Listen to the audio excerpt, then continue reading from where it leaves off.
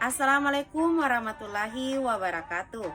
Perkenalkan, nama saya Nurul Fasila, NPM 091 058 041 9035, kelas A semester 6. Baik, pada kesempatan kali ini pada mata kuliah teori-teori administrasi, saya akan menjelaskan tentang 3 hal. Yang pertama, hakikat administrasi publik. Yang kedua, 6 dimensi administrasi publik. Dan yang ketiga, peran administrasi publik. Langsung saja, yang pertama yaitu hakikat administrasi publik.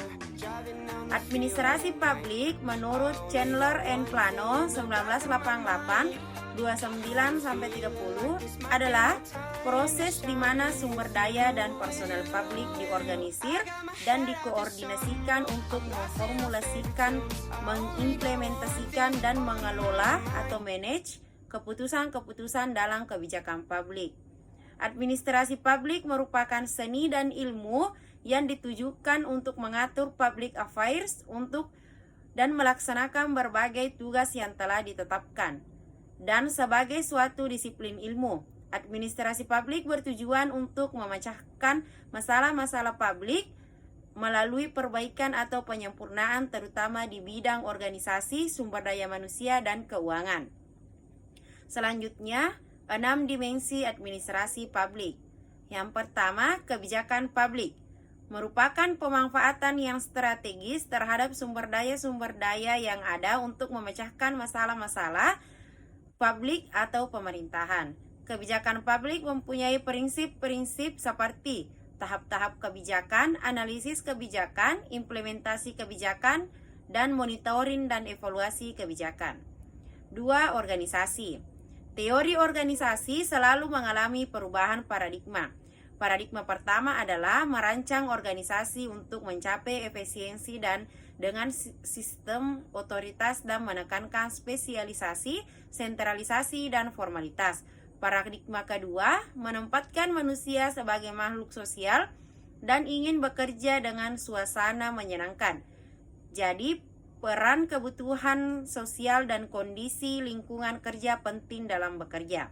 Paradigma ketiga memandang organisasi sebagai sistem yang terdiri dari saling ketergantungan dengan lingkungan, keterbukaan dengan lingkungan, keseluruhan bagian dari lingkungan, sifat rasionalitas dan objektif, serta kelompok kerja yang kohesif. 3. Manajemen.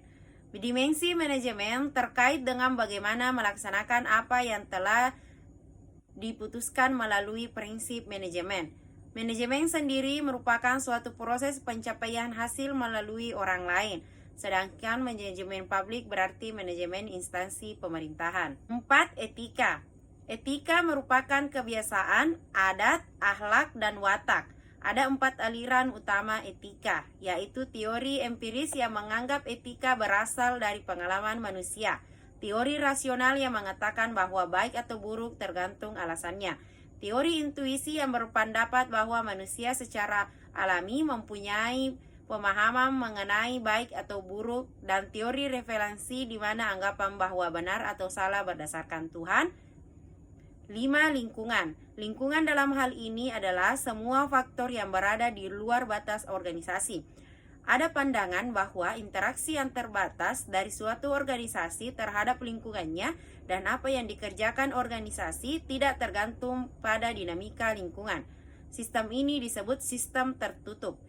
Setelah itu muncul paradigma dengan sistem terbuka.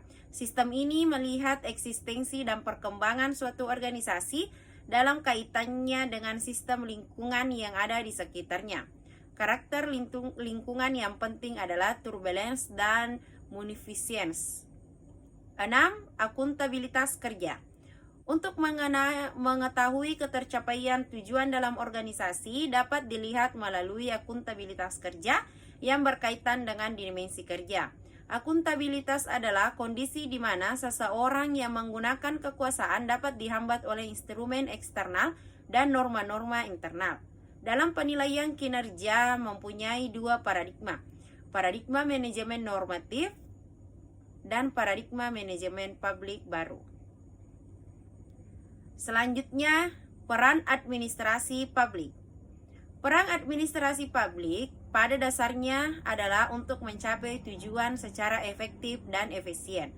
Oleh karena itu, setiap kegiatan dalam administrasi publik diupayakan tercapainya tujuan sesuai dengan yang direncanakan dan mengandung rasio terbaik antara input dan output.